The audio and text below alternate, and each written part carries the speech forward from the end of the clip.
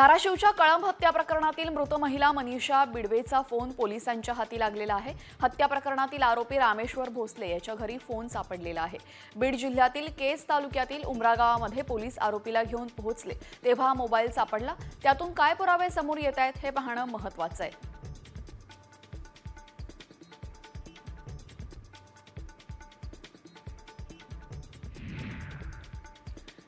कळंबमध्ये महिलेची हत्या करणारा आरोपी सुदर्शन घुलेच्या गावातील असल्याचा दावा धनंजय देशमुखांनी केलेला आहे। या प्रकरणी गृहराज्यमंत्री योगेश कदमांकडे चौकशीची मागणी करणार असल्याचं त्यांनी सांगितलं। यावेळेस राड्यानंतर कराड गँगला बीड जिल्हा कारागृहातच का ठेवलं जाते असा सवालही त्यांनी विचारलाय।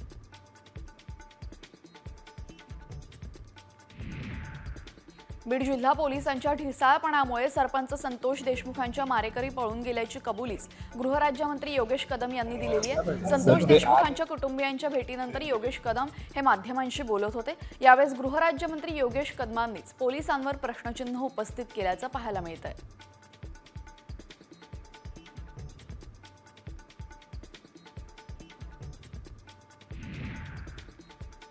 माजी मंत्री धनंजय मुंडे यांच्या विरोधात कुर्णा मुंडे यांनी केलेल्या तक्रारीची सुनावणी पुढे ढकलण्यात आलेली आहे। या प्रकरणाची सुनावणी 3 मे रोजी होणार आहे। दुसरीकडे धनंजय मुंडे यांच्या तक्रारीवर परळीतील न्यायालयामध्ये सुनावणी पार पडलेली आहे आणि आता या प्रकरणी पुढील सुनावणी 3 मे रोजी होणार आहे।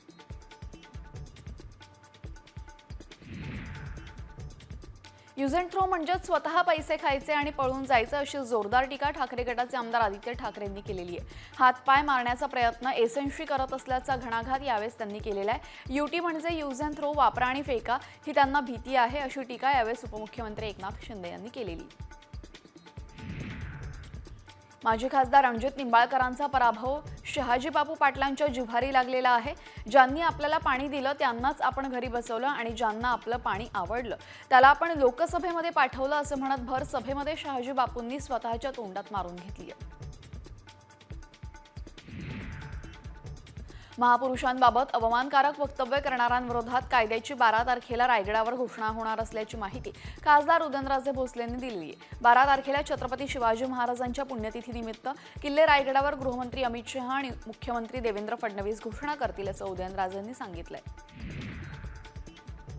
गर्भवती महिला मृत्यू प्रकरणी शिवसैनिक आक्रमक झालेले संतप्त शिवसैनिकांनी मंगेशकर रुग्णालयातील अधिकाऱ्यांच्या अंगावर चिल्लर फेकत निषेध केलेला आहे। रुग्णालयावर कारवाईची मागणी आता करण्यात येते।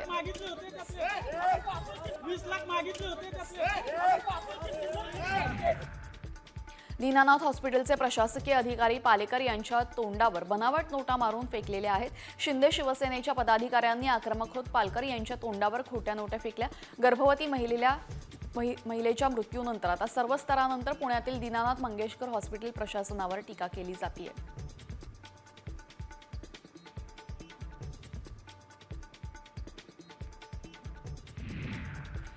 शिवसैनिकांनी धर्मादाय आयुक्त कार्यालयातील वैद्यकीय अधीक्षकांना खोट्या नोटा दिलेल्या आहेत। यावेळेस दीनानाथ मंगेशकर हॉस्पिटलमध्ये 10 लाख रुपये न दिल्याने गर्भवती स्त्रीवर उपचार करण्यास नकार दिला होता। त्यानंतर नकली नोटा देत शिवसेनेकडून निषेध नोंदवण्यात आलेला आहे।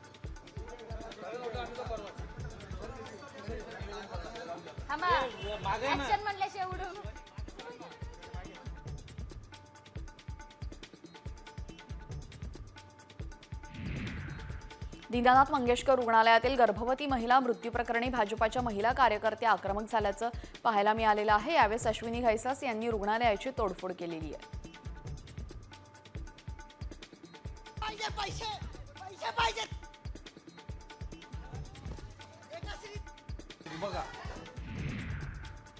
गर्भवतीचा मृत्यू झाल्यानंतर शिंदे गट देखील आक्रमक झालेला आहे। शिंदे गटाने मंगेशकर रुग्णालयाबाहेर तिरडी आंदोलन केलं, तसेच प्रशासनाला जाग येण्यासाठी आसूड आंदोलनही करण्यात आलेलं आहे। जय भारत, जय भारत।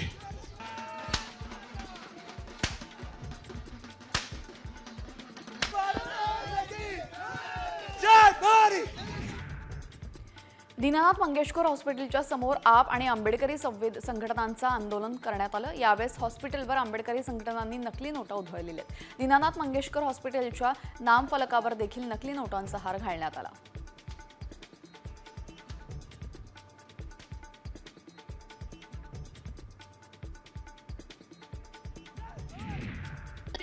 दीनानाथ मंगेशकर रुग्णालयाचा अहवाल आम्हाला मान्य नाही, अहवाल खोटा आणि दिशाभूल करणारा असल्याचा आरोपी मृत तनिषा भिसेच्या कुटुंबियांनी केलेला आहे. डॉक्टर घैसास यांनी 10 लाख रुपये भरण्याचं कोटेशन लेखी स्वरूपात दिलं. ते आमच्याकडे सर्व पुरावे आहेत असं भिसे कुटुंबियांनी म्हटलेलं आहे.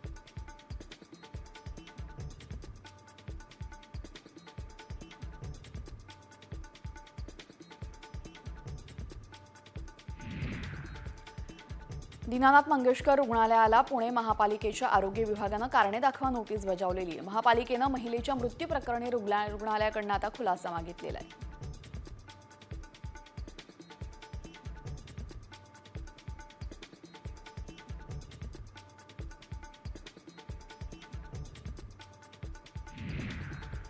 पुण्यातील दीनानाथ मंगेशकर रुग्णालयातील प्रकाराची मुख्यमंत्री देवेंद्र फडणवीसांनी गंभीर दखल घेतलेली. या घटनेची चौकशी करण्यासाठी धर्मादाय सहआयुक्त पुणे यांच्या अध्यक्षतेखाली चौकशी समिती गठीत करण्याचे आदेश त्यांनी दिलेले आहेत.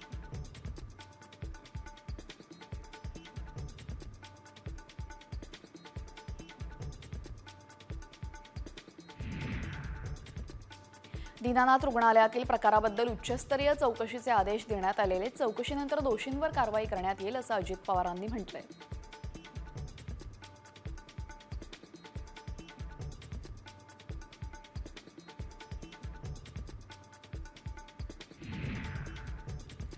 पुण्याचे खासदार आणि मंत्री मुरलीधर मोहोळ यांनी अखेर दीनानाथ रुग्णालय प्रकरणाची दखल घेतली. दोषींवर कारवाईचे आदेश मोहोळ यांनी दिलेत. दीनानाथ रुग्णालय व्यवस्थापनाच्या चुकीमुळे एका निष्पाप महिलेचा मृत्यू झाला अशी वेदना त्यांनी बोलून दाखवली असून राजकारण करू नये अशी प्रतिक्रियाही मोहोळ यांनी दिलेली आहे. मध्य रेल्वेने आणखी 98 अतिरिक्त साप्ताहिक उन्हाळी गाड्यांची घोषणा केलेली आहे. यामध्ये मुंबई यासोबतच सांकलाई दरम्यान 6 अनारक्षित विशेष गाड्यांचा समावेश आहे. आता उन्हाळी विशेष गाड्यांची संख्या 1156 वर पोहोचली असून त्यामुळे प्रवाशांना मोठा दिलासा मिळतोय.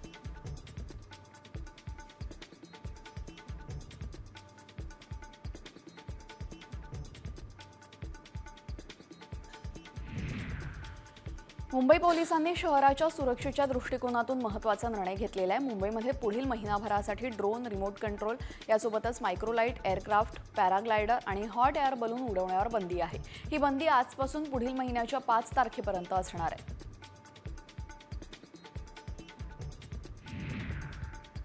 नाशिक विमानतळ इथं 5.5 वर्षांपूर्वीच नाईट लँडिंगची सुविधा उपलब्ध करून दिली, मात्र अद्यापही ती सुरू होऊ शकलेली नाही. सुविधा असून सुद्धा वापराविना असल्याने नाशिक विमानतळाला पुढे आणण्याचं स्वप्न कसं पूर्ण होणार असा सवाल या निमित्तानं उपस्थित केला जातोय. केंद्रीय सरकारी कर्मचाऱ्यांच्या धर्तीवर महाराष्ट्र राज्य सरकारी कर्मचाऱ्यांच्या महागाई भत्ता 53% 55% करण्यात आलेला आहे. याबाबत निर्णय जुलैपर्यंत होण्याची शक्यता असली तरीही वाढ जानेवारी 2025 पासूनच लागू राहील. त्यामुळे महागाई भत्ता फरकाची रक्कम मिळण्यास देखील राज्य कर्मचारी पात्र राहणार आहेत.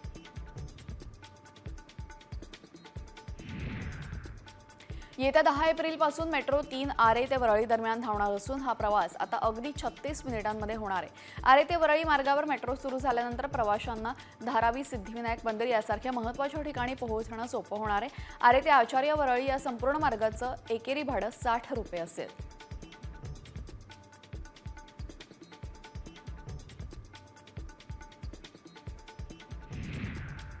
रेल्वे प्रवाशांचा अनुभव अधिक सुखकर करण्यासाठी पश्चिम रेल्वेनं तक्रार निवारण प्रक्रियेमध्ये अभूतपूर्व सुविधा केलेली आहे. यावेळेस विविध सुविधांदरम्यान प्रवासी रेल मदत ॲपद्वारे तक्रारी नोंदवतात. या तक्रारींचं त्वरित निराकरण करण्यासाठी पश्चिम रेल्वेने देशभरामध्ये प्रथम क्रमांक पटकावलेला आहे.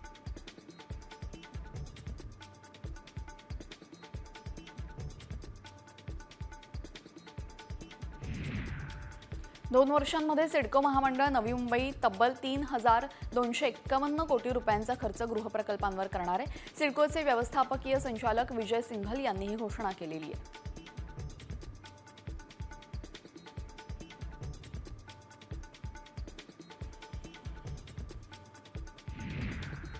1 एप्रिलपासून ओपन एआय कंपनीनं घिबली या ट्रेंडची सेवा युजर्सना उपलब्ध करून दिली. त्यानंतर 4 दिवसांमध्ये चॅटजीपीटीवर जवळपास 13 कोटींहून अधिक युजर्सने 70 कोटींहून अधिक घिबली ॲनिमे इमेजेस तयार केलेले आहेत अशी माहिती एआय कंपनीनं दिलेली आहे.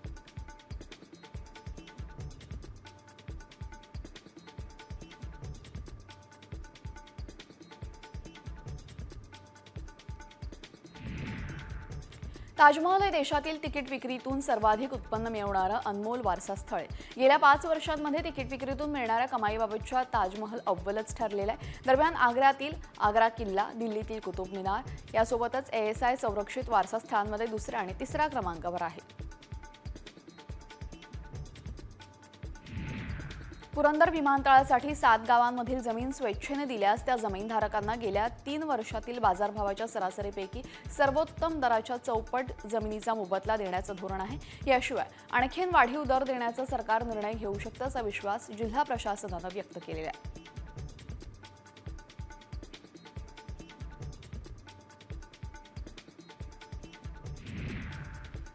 धाराशिव जिल्ह्यातील तहसील कार्यालयामध्ये QR कोड डिजिटल लायब्ररीची स्थापना करण्यात आलेली आहे. या लायब्ररीचं उद्घाटन तहसीलदार गोविंद येब्रे यांच्या हस्ते करण्यात आलं. उमरगा येथील नागरिकांना महसूल विषयक माहिती सहज आणि मोफत उपलब्ध यामुळे होणार आहे.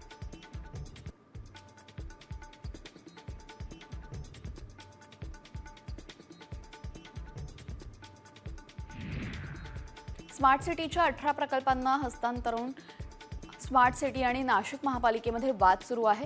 कोट्यावधींच्या प्रकल्पांच्या देखभाल दुरुस्तीची जबाबदारी नक्की कोण घेणार यावरनं हा वाद सुरू आहे. यामुळे हजारो कोटींचे प्रकल्प धूळ खात पडलेले.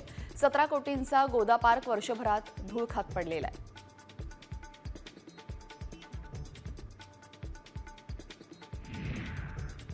अभिनेते मनोज कुमार यांच्या निधनामुळे शिर्डीवर शोककळा पसरली.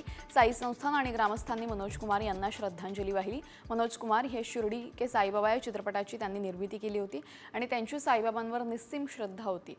त्यांचं आणि शिर्डीचं अतूट नातं यामुळे निर्माण झालेलं.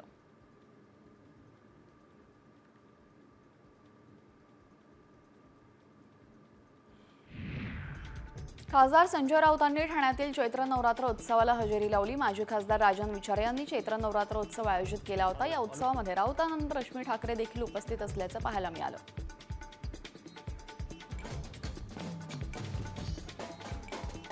ठाण्यामधला हा पहिला असा चैत्र नवरात्र उत्सव. यानंतर पाहूयात 100 बातम्या झटपट. जुन्नर तालुक्यामध्ये पिंपरी पेंढार परिसरामध्ये गारांचा पाऊस पडलेला आहे. गारपिटीमुळे बागांचं मोठं नुकसान होण्याची शक्यता आहे. पाऊस पडल्यामुळे कांदा, द्राक्ष, डाळिंब उत्पादक शेतकरी हवालदिल झाले.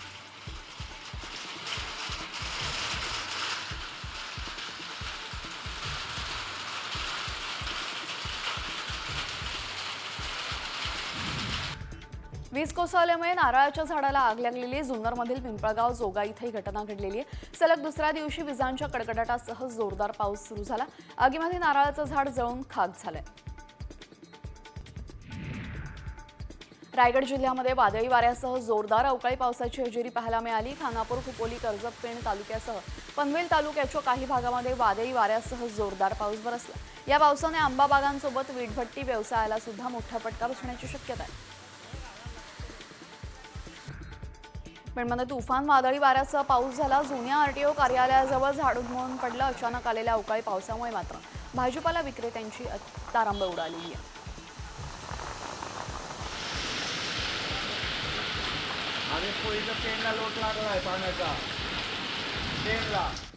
ठाण्यामध्ये सोसाट्याचा वारा सुटला. ढगाळ वातावरण असल्यामुळे जोरदार पाऊस पडण्याची शक्यता आहे. मेट्रो आणि रस्त्यांची कामं सुरू असल्यामुळे धुळीचं साम्राज्य पसरलेलं आहे.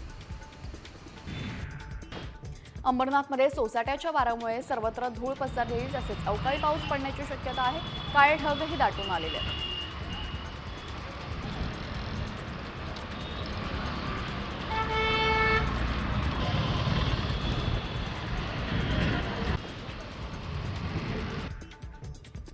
बदलापुरात अचानक धुळीचं वादळ आल्यामुळे नागरिकांची चांगलीच तारांबळ उडाली. या वादळाचा वाहन चालकांना मोठा त्रास सहन करावा लागला. धुळीचं वादळ आल्यामुळे वाहन चालक आणि नागरिकांची तारांबळ उडाली. बदलापूर आणि वांगणी परिसरामध्ये पावसाच्या तुरळक सरी सुद्धा कोसळल्या.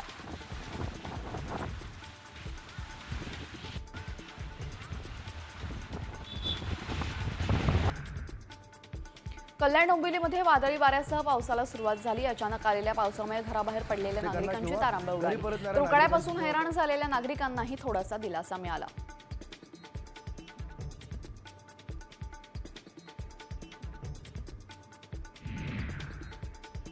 अवकाळी पावसामुळे पूर्णा तालुक्यातील वाईमध्ये फळबागेचं मोठ्या प्रमाणात नुकसान झालेलं आहे. वादळी वारा आणि पावसामुळे फळबागा जमीनदोस्त झालेल्या आहेत. नुकसान भरपाईचे पंचनामे करून तात्काळ मदत करण्याची मागणी शेतकऱ्यांकडून होतीये.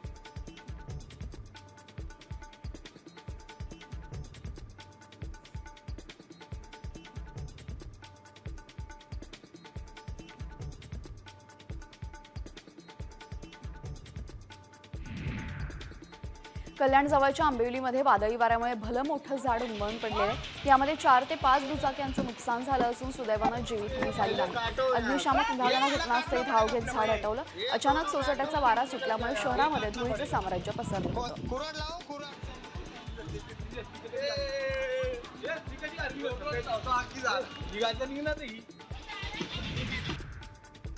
बुलढाणा जिल्ह्यातील सोमठाण गावामध्ये गारपीट आणि वादळी वाऱ्यासह झालेल्या अवकाळी पावसामुळे मोठं नुकसान झालेलं आहे. सोमठाण येथील शेतकरी सुभाष जरगे यांच्या 5 एकर शेतीमध्ये पपई बागेचं मोठं नुकसान झालं.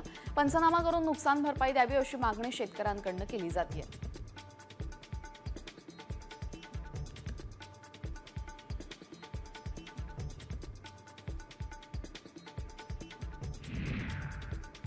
बार्शी तालुक्यामध्ये वादळी वाऱ्यासह अवकाळी पावसाने हजेरी लावली. अचानक आलेल्या पावसामुळे मका द्राक्ष बागांना फटका बसलाय. पावसामुळे नुकसान झालेल्या शेतीचे पंचनामे करण्याची मागणी शेतकऱ्यांकडून होतीये.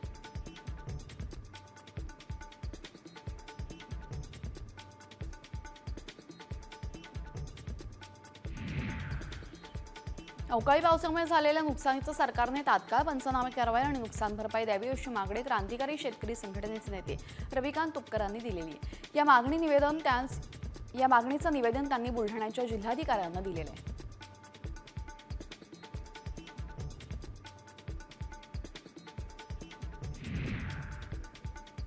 गोदावरी काठावरील गावामध्ये चक्क दुभत्या जनावरांसाठी मच्छरदाणी लावण्यात आलेली आहे. गोदावरी नदीला प्रदूषणामुळे जलपर्णीचा बेखा पडलेला पाहायला मिळतोय. त्यामुळे परिसरामध्ये मोठ्या प्रमाणात डासांची उत्पत्ती झाली. परिणामी काही गावांमध्ये प्रत्येक घराबाहेर जनावरांसाठी मच्छरदाणी लावण्याची वेळ आलेली आहे.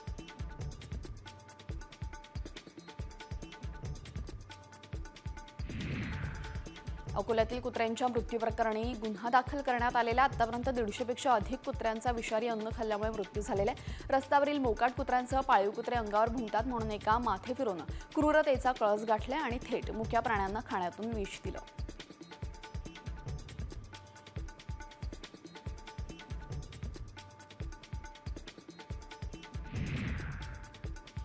रायगडच्या सुधागडमधील खडसाईमध्ये कोरड्या विहिरीमध्ये पडलेल्या 2 रानडुकरांची बचाव पथकानं सुटका केली आहे. बचाव पथकांचे जाळीच्या साहाय्याने पकडून त्याला बाहेर काढले. त्यानंतर जंगलामध्ये त्यांच्या नैसर्गिक अधिवासात सोडून देण्यात आलेलं आहे.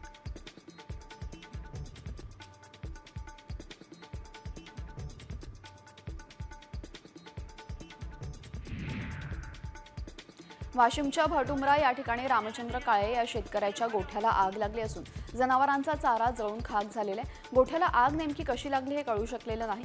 50 ट्रॉली कुटार, 3000 पेंढ्या, कडबा आणि छोटा ट्रॅक्टर अर्धवट जळालेले. जनावरं देखील जखमी झाल्याची माहिती आहे.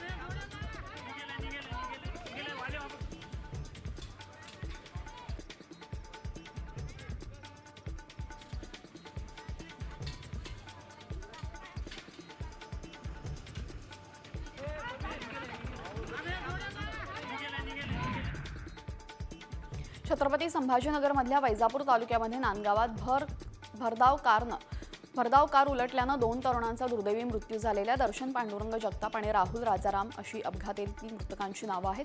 अपघात घडताच उपस्थितांनी तात्काळ रुग्णालयामध्ये त्यांना दाखल केलं. मात्र डॉक्टरांनी त्यांना मृत घोषित केलंय. नांदेडच्या आलेगावामध्ये एक भीषण अपघात झालेला आहे. शेतकरी महिलांना मजूर घेऊन जाणारं ट्रॅक्टर विहिरीत कोसळलं. चालकाचं नियंत्रण सुटल्यामुळे ट्रॅक्टर विहिरीत कोसळलं. तर या दुर्दैवी घटनेमध्ये 8 जणांचा मृत्यू झाल्याची माहिती मिळते.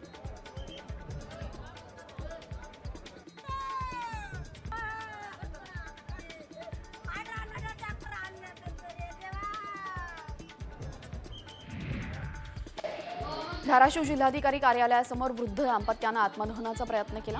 खरेदी केलेल्या वैयक्तिक मालकीच्या जागेमध्ये सर्वाधिक समाज मंदिराचं बांधकाम सुरू असून तक्रार करून देखील दखल घेण्यात येत नाही. त्यामुळे त्यांनी हे आत्मदहनाचं हत्यार उपसलंय.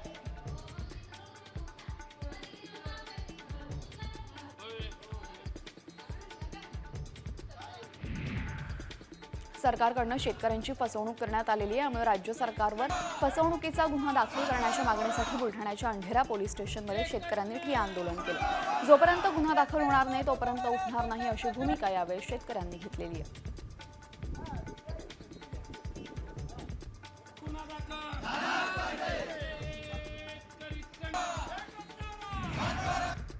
वृद्ध, दिव्यांग आणि विधवा महिलांनी अर्थसहाय्य अनुदानातील वाढीच्या मागणीसाठी वाशिम जिल्हाधिकारी कार्यालयावर मोर्चा काढला. यावेळी संजय गांधी निराधार योजनेचे 1500 रुपये वाढवून 3000 रुपये करावे. यासाठी प्रशासनाकडे येणाऱ्या निधीपैकी 5% निधी दिव्यांगांवर खर्च व्हावा अशी मागणी करण्यात आलेली आहे.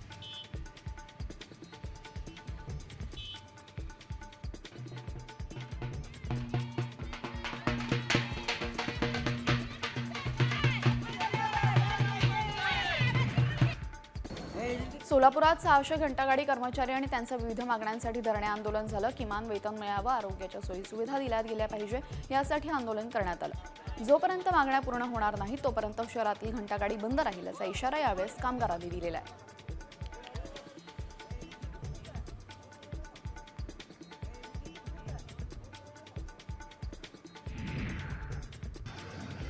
चंद्रपुरात धूळ, खड्डे, अनावश्यक खोदकाम, महापालिकेच्या घोटाळ्याविरोधात आंदोलन करण्यात आले.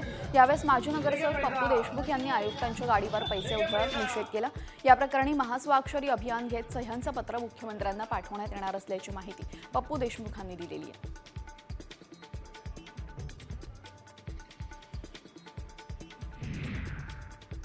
अहिल्यानगरमध्ये वाळू तस्करांनी शेतकऱ्यांना बेदम मारहाण केली. शेतातून वाळूने भरलेले वाहन घेऊन जाणाऱ्यांना विचारणा केल्याने वाळू तस्करांना शेतकऱ्याला चोप दिलेला आहे. इतकंच नाही तर डंपर खाली घालून चिरडण्याची धमकी यावेळेस देण्यात आलेली आहे.